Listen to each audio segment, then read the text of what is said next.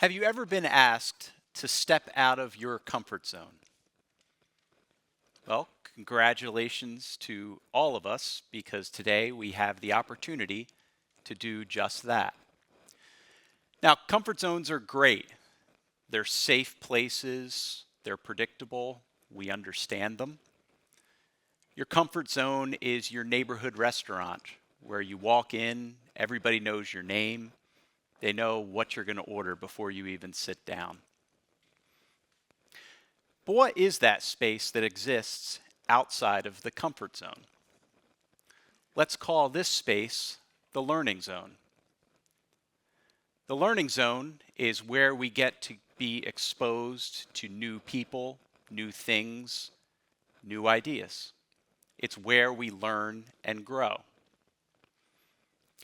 But then there's another space that exists outside of that learning zone.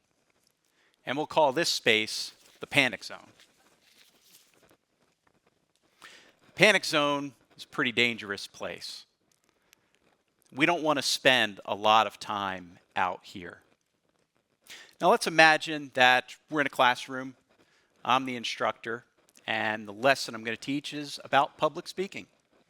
And the way I'm going to teach that lesson is I'm going to choose one person at random from this audience.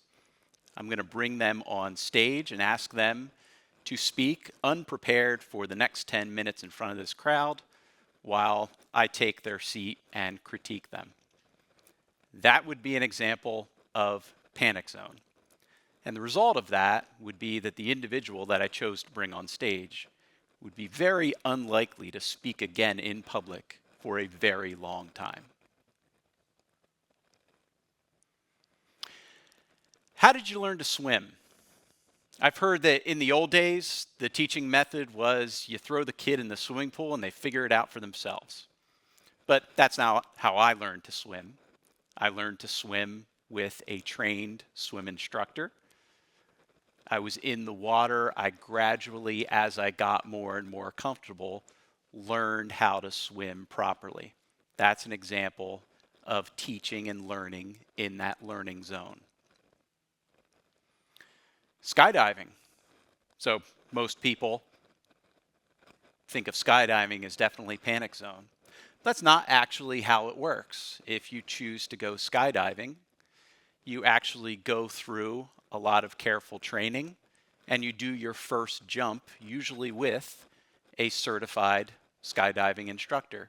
So even skydiving, as scary as it may seem, is really a learning zone activity. So I'm told, because I'm way too scared to ever jump out of an airplane myself.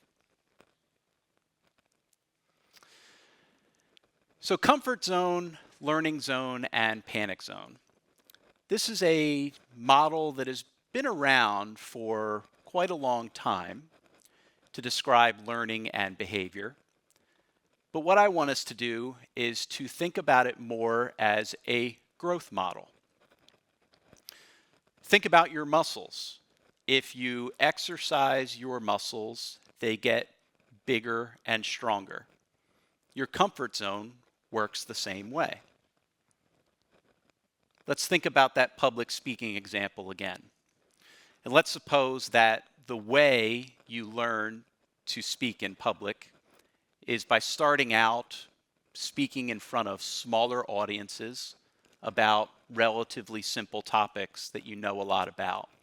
And you get good feedback from your instructors in that process. And over time, you build up to longer presentations in front of more people about more complex topics. And suddenly what you find is that public speaking is now part of your comfort zone. And that means that your comfort zone has now gotten bigger.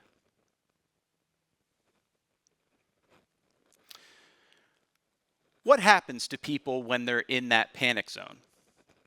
What most people do when they're in the panic zone is they rush out of there as quickly as they can. They head back into that comfort zone and they stay there for a very long time. So our job as peers, teachers, mentors, coaches, is that when we see people that we care about in that panic zone, we need to catch them on their way back to that comfort zone, keep them in that learning zone. That's where we coach, support, and mentor those individuals to help them learn and grow. And if you think back to maybe some of your biggest challenges and some of your biggest learnings in your life, that's exactly what your teachers and coaches did for you.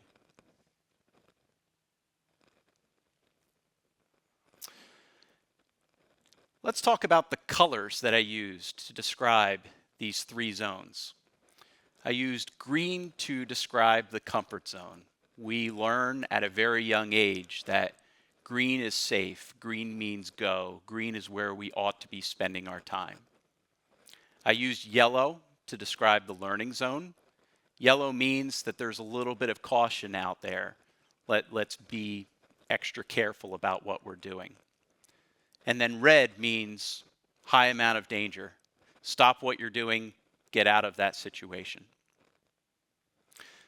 I think the red color adequately describes the panic zone. That's not a place where we want to be spending a lot of our time. But between the comfort zone and the learning zone, which is actually the safest place to be? Let's think again about that muscle analogy. If you exercise your muscles, they get bigger and stronger. If you underutilize a muscle, it gets smaller and weaker. This means that if we don't actively spend time and energy growing our comfort zone, it will actually become smaller with time. And how might that happen? Maybe you have a very small circle of friends that you keep really close with, rather small professional network. You're not really spending a lot of time investing in that network. And some of those friends move away. Some of your professional network moves into different careers. Maybe some of those people pass away sooner than you'd expect. All of that makes that comfort zone that much smaller. Your primary form of physical exercise, the way you stay healthy, maybe you play a sport. You get older, you don't have as much time to participate in those activities, or your body starts to break down, and you're spending more and more time alone, sitting around by yourself.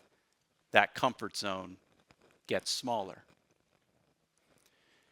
You work in a job for 20 plus years, and suddenly you realize that that job you're doing can now be replaced by robotics or AI. Comfort zone gets smaller. What all of this means is that the safest place to actually be spending our time is in that learning zone. Now, this doesn't mean that we shouldn't spend time in our comfort zone resting and recharging our batteries. Of course, we all need to do that. But we need to be careful about overdoing that. And we need to be very intentional about spending the right amount of time and energy in that learning zone in order to grow. And we don't need to do it alone.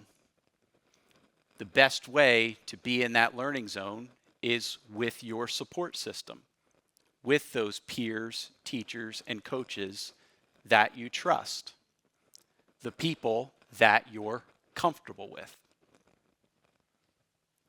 So what I encourage all of us to do for the rest of today, the rest of the week, your month, year, rest of your life, is to really think about that amount of time that you're spending in that learning zone. Because that is the activity that will make you grow, make you stronger, and actually, in the end, make you more comfortable. Thank you.